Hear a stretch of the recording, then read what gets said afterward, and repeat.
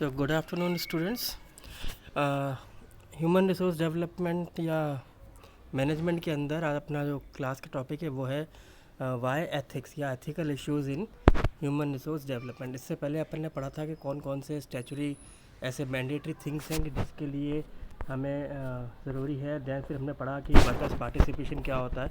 अब हम पढ़ रहे हैं एथिक्स। देखिए एथिक्स क्या है, नॉर्मली आप ये मान लीजिए एथिक्स कोई ऐसी चीज़ नहीं है जो आप जब मन चाहे उसको अडॉप्ट कर सकें और जब मन चाहे उसको छोड़ दें। बेसिकली एथिक्स जो एक इनहेरेंट क्वालिटी होती है जो हर एक पर्सन के अंदर होती है बाय बर्थ। हाँ, बाय बर्थ के बाद उसको डेवलप वो और कर सकता है। ऐसे ही बिजनेसेस के अंदर भी एथिक्स होते हैं क्योंकि वो कुछ ना कुछ विज़न और वैल्यूज़ लेके चलते हैं। ऐसे ही हर सोसाइटी के पास कई सारे रीज़न्स होते हैं कि वो एथिक्स को फॉलो करें। जैसे हम किसी गरीब आदमी को भूखा देखते हैं तो हम उसको रोटी डालते हैं। तो ये रोटी जो हम डाल रहे हैं ये हमारे एथिक्स को शो करता है, हमारे बिलीफ को शो करता है, हमारे कल्चर को शो करता है। तो एथिक्स का मतलब ये समझ लीजिए जो कि ये समझाने में मदद करती है कि what is right and what is wrong. तो एथिक्स को आप सिंपली मीनिंग्स में ये समझिए। एथिक्स का मतलब होता है कि जब आप कैपेबल हो जाते हैं ये फाइंड आउट करने में कि what is right and what is wrong, इस चीज़ को कहा जा रहा है एथिक्स। अब हम यहाँ बात करते हैं कि ह्यूमन रिसोर्स के अंदर एथिक्स क्या है। देखिए सबसे पहली बात होती है एथिक्स के अंदर job design, restructuring of lay off. Job design में कोई एथिक्स नहीं है। जॉब डिज़ाइन का मतलब क्या है, एक जॉब को करने के लिए बिज़नेस के अंदर कैसे काम होना चाहिए वो उसका एक परमानेंट सॉल्यूशन है। वो वही एक फाइनल व्यू है या फाइनल वे है एक काम को करने का। तो उसमें कोई भी एथिक्स नहीं हो सकते। हाँ, अब अगर उस जॉब डिज़ाइन में आप कुछ चेंज करते हैं, आप उसमें कुछ रीडेफिनेशन करते हैं, रीस्ट्रक्चरिंग करते हैं, तो वहाँ पे एथिक्स आना शुरू हो जाता है। तो हम यहाँ पे कुछ पॉइंट्स देख रहे हैं। जैसे पहला आता है जॉब रीडेफिनेशन। जॉब रीडेफिनेशन का मतलब है कि जब आप अपनी बिज़नेस के अंदर जिस जॉब के बारे में हम बात कर रहे हैं उस जॉब में आप टेक्नोलॉजी का इन्वॉल्वमेंट कर लेते हैं और उस जॉब को आप रीडिफाइन कर देते हैं कि नाउ अब आपको टेक्नोलॉजी के थ्रू काम करना है। तो इसको देखते हुए कई बार एम्प्लॉयज़ जो है उस जॉब को छोड़ देते हैं। तो वो एथिकली गलत है। दूसरा, जॉब सिंप्लीफिकेशन। जॉब सिंप्लीफिकेशन का मतलब है जब हम एक टेक्नोलॉजी के यूज़ थ्रू हो जाते हैं और लगातार उस टेक्नोलॉजी को यूज़ करते करते वो हमें सिंपल लगने लगती है, तो एक स्टेज ये आती है कि एम्प्लॉय उस टेक्नोलॉजी को यूज़ करने में बोर होना फील कर देता है। और बोर होने के केस में वो सोचता है कि क्यों ना मैं अब जॉब चेंज करूँ और किसी और कंपनी में जाऊँ जहाँ मुझे कुछ और टेक्नोलॉजी पे काम करने का मौका मिले। तो जॉब को सिंपल करने के चक्कर में लोग हमारी कंपनी को छोड़ने लगते हैं। तो यदि उस एम्प्लॉय को उससे फार बेटर अपॉर्चुनिटी मिल जाती है तो हमारे लिए अच्छा है, कोई एथिकली गलत नहीं हुआ। पर यदि उसको जॉब नहीं मिलती तो वो यही बोलेगा कि उस टेक्नोलॉजी की वजह से मेरी जॉब गई। तो यहाँ पे अनएथिक्स उसके अंदर शो हो जाता है। फिर आता है जॉब चेंज। जॉब चेंज का मतलब है जॉब रोटेशन। जिस जॉब को जिस तरह एक एम्प्लॉय कर रहा था बार बार उस पर्सन को किसी डिफरेंट जॉब्स के लिए उसको रोटेट करते जाए। जैसे आज वो सुपरवाइज़र था, कल उसको किसी और डिपार्टमेंट में सुपरवाइज़र बना दिया, परसों किसी और डिपार्टमेंट में बना दिया, देन कोई और एम्प्लॉय किसी और डिपार्टमेंट में आके काम करने लग गया। इसकी वजह से क्या आता है, एम्प्लॉय का मोटिवेशनल लेवल कम हो जाता है, इसकी स्किल्स भी कई बार कम हो जाती हैं। तो भी ये हमारे लिए अनएथिकल इशू में काउंट हो जाता है। मतलब ये ज़्यादा जॉब रोटेशन एम्प्लॉय के लिए अनएथिकल एक्टिविटी काउंट किया जाता है। Then job enlargement. Job enlargement का मतलब है जब हम एम्प्लॉयज़ को एडिशनल ड्यूटीज़ देना शुरू कर देते हैं। तो एडिशनल ड्यूटीज़ भी एक तरीके से मोटिवेशन ही माना जाना चाहिए, बट उसकी वजह से एम्प्लॉय जो है वो फटीग हो जाता है, थकान उसको महसूस होने लगती है, वो थक जाता है एक्टिविटीज़ को परफॉर्म करते करते, जिसके वजह से वो अनएथिकली इस चीज़ को काउंट किया जा रहा है। Then job enrichment. Job enrichment का मतलब होता है जब एक एम्प्लॉय को हम उस जॉब को परफॉर्म करने में उसको ये कहते हैं कि आप अगर इस जॉब को परफॉर्म करते हैं तो आप कोई ना कोई अचीवमेंट पा सकते हैं, आपको रिकॉग्निशन मिल सकता है, आपको डेजिग्नेशन मिल सकता है, और इन सब चीज़ों के साथ आपकी रेस्पॉन्सिबिलिटी भी बढ़ाई जाने शुरू हो जाती है। सारी चीज़ें एक एम्प्लॉय चाहता है कि उसको डेजिग्नेशन मिले, अचीवमेंट मिले, इसमें भी कोई गलत नहीं है। पर यदि ये करने से ज़्यादा रेस्पॉन्सिबिलिटीज़ डालने के चक्कर में, अचीवमेंट के चक्कर में जब उसकी फीलिंग्स हर्ट होने लगती हैं तो ये अनएथिकल इशू बन जाता है। ऐसे ही आता है जॉब ऑटोनॉमी। जॉब ऑटोनॉमी का मतलब है जब मैनेजर जो होता है अपनी रेस्पॉन्सिबिलिटीज़ को श्रिंक कर देता है और एम्प्लॉयज़ को फ्रीडम देना शुरू कर देता है। तो फ्रीडम के केस में कई बार क्या होता है, एम्प्लॉयज़ उस फ्रीडम में कई बार कई जगह नॉन विलिंगली भी पार्टिसिपेट करता है, जैसे डिसीजन मेकिंग में, मीटिंग्स में। तो ये भी एक अनएथिकल एक्टिविटी मानी जाती है। Then flexible time. Flex time क्या है, एम्प्लॉय को उसके हिसाब से काम करने देना चाहिए। ये एक एथिक्स नहीं है ना, इसमें कोई गलत बात है, बिल्कुल एम्प्लॉय को फ्री रखना चाहिए। पर उस फ्री टाइम में अगर एम्प्लॉय इतना फ्री हो गया कि वो जब मन चाहे आ रहा है, जब मन चाहे जा रहा है, तो ये एक अनएथिकल एक्टिविटी है। कोर टीम क्या है, देखिए हर एक ऑर्गेनाइजेशन में कुछ ऐसे परफॉर्मेंस होते हैं जो औरों के लिए मोटिवेशन होते हैं, जिनको देख के बाकी लोग सीखना चाहते हैं, उनसे ऐसा बनना चाहते हैं। पर अनएथिकल इसमें क्या हो जाता है, जब उनके साथ ही हर एम्प्लॉय की कॉम्पिटेंसीज को कंपैरिजन करना शुरू किया जाता है, तो वो अनएथिकल में काउंट होता है। डी जॉबिंग का मतलब होता है जब हम अपने कंपनी से लोगों की जॉब्स को कट करना शुरू कर देते हैं, लोगों को निकालना शुरू कर देते हैं। अब कारण कुछ भी हो सकता है, देखिए इसमें कोई रीज़न स्पेसिफिकेशन नहीं हो सकता। तो इस केस में भी ये एक अनएथिकल एक्टिविटी मानी जाती है। मतलब सिंपल सा कहना, ये अनएथिकल एक्टिविटी आप कई डिफरेंट केसेस में सोच सकते हैं। कुछ एम्प्लॉय के पॉइंट ऑफ व्यू से भी सोच सकते हैं और कुछ बिजनेस के पॉइंट ऑफ व्यू से भी आप सोच सकते हैं। देन हम बात करते हैं role of technology in training में। देखिए टेक्नोलॉजी की वजह से बिज़नेस के अंदर आज मैनी अपॉर्चुनिटीज़ क्रिएट हो गई, जैसे कल्चरल एक्टिविटीज़ बढ़ गई। आज ग्लोबलाइजेशन के थ्रू हम डिफरेंट कल्चर्स को अडॉप्ट कर सकते हैं, उनकी कल्चर को हम सीख सकते हैं। उसी प्रकार से हमारे लिए प्रॉफिटेबल एरिया, हमारे लिए स्कोप ऑफ एरिया, हमारे लिए मार्केट एक्सपेंशन, बिजनेस एक्सपेंशन इस टेक्नोलॉजी की वजह से बढ़ता जा रहा है। पर ज़रूरी क्या है, राइट टेक्नोलॉजी को यूज़ करना, राइट पीपल उस टेक्नोलॉजी को यूज़ करें और राइट प्लेस पे वो टेक्नोलॉजी हो, तब तो हम इन सब चीज़ों का फ़ायदा उठा सकते हैं। वरना हमारे लिए टेक्नोलॉजी भी एक, यूँ कहें कि एक स्ट्रेस या एक प्रॉब्लम के तौर पे उभर के आएगी।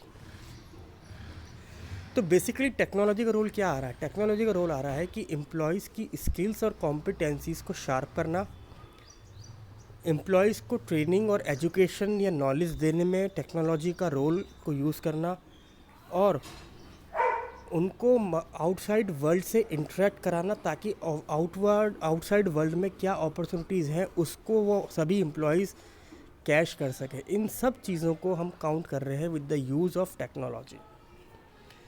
अब यदि टेक्नोलॉजी को मिक्स करें तो किसी भी एचआर डिपार्टमेंट में जो टेक्नोलॉजी का रोल है वो जॉब एनालिसिस से ही शुरू हो जाता है। अगर आप देखें, जॉब एनालिसिस में यूज़ करके फिर उनका थ्रू मीडिया या फिर एडवर्टाइजमेंट के थ्रू उनकी डिटेल उनको एडवर्टाइज़ करना, उसके बाद पर्सनस का अपने आप को ऑफ़र करना बाय कंप्यूटर या डिजिटलाइजेशन। जैसे वो लोग रिज्यूम भेजते हैं, कोई कुछ करता है, फिर उस रिज्यूम्स को वो स्क्रूटनिंग करना, फिर एक पैनल बैठाना, हर एक एम्प्लॉय के रिकॉर्ड्स को तैयार करना। ये सारी चीज़ें जो है टेक्नोलॉजी के थ्रू ही हो रही है, यानी कंप्यूटर के थ्रू हो रही हैं। कुछ ऐसे भी कर रहे हैं, यहीं हम देख सकते हैं। कुछ कई बार इंटरव्यूज़ जो होते हैं वो स्काइप के थ्रू होते हैं, कुछ टेलीफोनिक इंटरव्यूज़ होते हैं। तो बेसिकली टेक्नोलॉजी जो है वो स्टार्टिंग फेज़ से शुरू हो जाती है अगर आप कंपनी में रिक्रूटमेंट की बात करें। अब उसके बाद जब आपको रिक्रूट कर लिया जाता है, देन अब आपको through technology training and development आपके अंदर डेवलप किया जाता है। ट्रेनिंग भी डिफरेंट लेक्चर्स के थ्रू हो सकती है, रोल प्ले से हो सकती है, सिमुलेशन मेथड से हो सकती है। तो वहाँ भी टेक्नोलॉजी का रोल आ रहा है। तो बेसिकली अगर देखा जाए, टेक्नोलॉजी ओवरऑल कई सारी इंस्ट्रूमेंट्स और मेथड्स का मिक्सचर होती जा रही है। इसके साथ साथ अगर आप देखें, चाहे लॉजिस्टिक्स हो, चाहे सप्लाई चेन हो, हर एक फील्ड में, चाहे प्रोडक्शन हो, चाहे वेयर हाउसिंग हो, चाहे लॉजिस्टिक्स, हमने पहले आपसे बात कहा, हर जगह कोई ना कोई टेक्नोलॉजी यूज़ तो हो ही रही है, कंपनीज़ में ख़ास तौर से। अगर आप देखते हैं, हम लोगों ने सुना होगा, अगर हम मार्केटिंग की बात करते हैं तो मार्केटिंग में कई सॉफ्टवेयर्स आने लग गए, जैसे हमने सुना था सैप एक सॉफ्टवेयर आता है सप्लाई चेन मैनेजमेंट के लिए, सैप आता है। ऐसे ही सीआरएम एक सॉफ्टवेयर आता है जो बैंकिंग इंडस्ट्री में यूज़ होने लग गया। टैली हमने देखा सुना है, कम वर्क भी किया है। सो डिफरेंट डिफरेंट टेक्नोलॉजीज़ आजकल बिजनेसेस अडॉप्ट करने लग गई हैं ताकि ह्यूमन एफर्ट उसके अंदर कम हो सके, जबकि उसकी कॉम्पिटेंसीज़ को उसमें बढ़ाया जा सके। यदि हम बात करें role of technology for developing new employees, आजकल पे जैसे हमने बात करी कि ये एंट्री लेवल से ही टेक्नोलॉजी शुरू हो चुकी है। आप देखिए, जैसे ही आपका कोई सिलेक्शन प्रोसेस स्टार्ट होता है तो कोई कंपनी आपके यहाँ पे जीडी कराती है, कोई आपके यहाँ फर्स्ट एंट्री लेवल पे ही क्विज़ करवाती है, जिसमें एप्टीट्यूड टेस्ट होते हैं, कोई क्विज़ होता है। ये सब कैसे चल रहे हैं? ये सारे टेक्नोलॉजी चल रही है। आज आपने देखा मैक्सिमम गवर्नमेंट एग्ज़ाम्स जो होते हैं उनका पर रिटन एग्ज़ाम होता है, वो किस पे होता है? थ्रू कंप्यूटर होता है। तो एंट्री लेवल पे ही टेक्नोलॉजी यूज़ होनी शुरू हो चुकी है। इसके अलावा यदि आप देखें, हमने ज्योग्राफिकल कवरेज भी क्या किया है, टेक्नोलॉजी के थ्रू शुरू हो चुका। ज्योग्राफिकल कवरेज की अगर आप बात करें, देखिए आज हम वीडियो कॉन्फ्रेंसिंग को सब जानते हैं, नाम भी हमने सुन रखा है। ऐसा आजकल कोई फील्ड ऐसी नहीं है जहाँ पे टेक्नोलॉजी यूज़ नहीं हो रही है। अगर हम फार्मासिस्ट या मेडिकल लाइन की बात करते हैं तो वहाँ हमने देखा होगा कि पर्सन्स घर में बैठ के भी अपनी मेडिसिन्स के बारे में उनको सेल आउट कर सकते हैं, डॉक्टर्स को अपनी प्रेजेंटेशंस देते हैं, थ्रू कॉन्फ्रेंसेस अटेंड करते हैं और वहाँ अपनी मेडिसिन्स और न्यू लर्निंग वहाँ सीखते हैं। ऐसे ही यदि आप बात करें एम्प्लॉयज़ के बारे में, तो टेली कॉन्फ्रेंसिंग और सोशल साइट्स के थ्रू भी हम अपने डिफरेंट एम्प्लॉयज़ को एक साथ कहीं से भी जोड़ सकते हैं। जैसे आपने स्काइप का नाम हर जगह सुन रखा होगा, तो हम एक जगह पे बैठ के नंबर ऑफ़ पर्सन्स को एक साथ अपने स्काइप के थ्रू वीडियो कॉन्फ्रेंसिंग कर सकते हैं, उनसे बात कर सकते हैं। ऐसे ही अगर हम देखें टेक्नोलॉजी रोल क्या चल रहा है आजकल की लर्निंग अपॉर्चुनिटीज़ में, देखिए टेक्नोलॉजी अगर आप अपने कॉलेज के कैंपस में देखें तो हम चारों तरफ से लर्निंग के अंदर टेक्नोलॉजी के थ्रू चल रहे हैं। जैसे अपन लोग नोट्स प्रिपेयर कर रहे हैं, नोट्स को अपन पीडीएफ के थ्रू, प्रोजेक्टर के थ्रू आपको शो किए जा रहे हैं।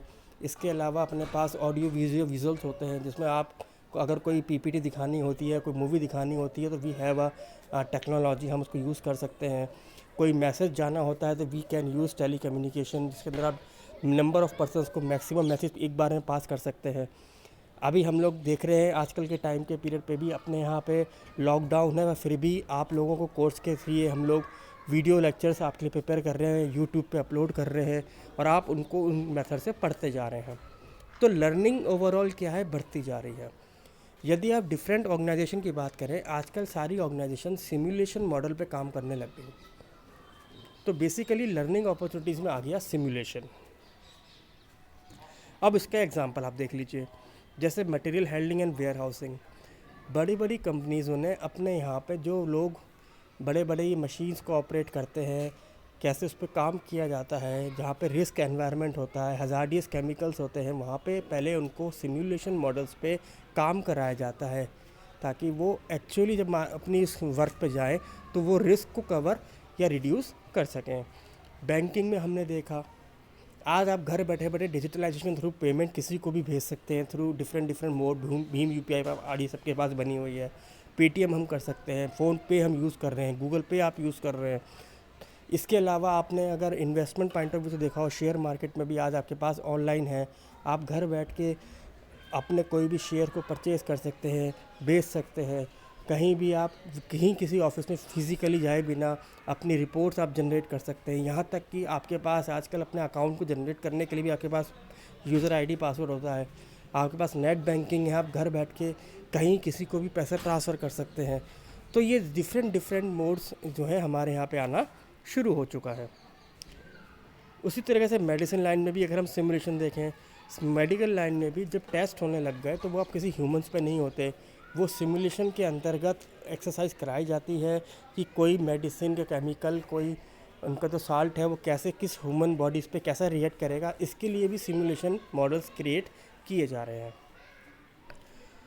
तो ओवरऑल हमने देखा कि टेक्नोलॉजी जो है वो लर्निंग के लिए भी अपॉर्चुनिटी क्रिएट कर रही है, एम्प्लॉयज़ के लिए भी अपॉर्चुनिटीज़ क्रिएट कर रही है, इंडस्ट्रीज़ के लिए भी अपॉर्चुनिटी क्रिएट कर रही है।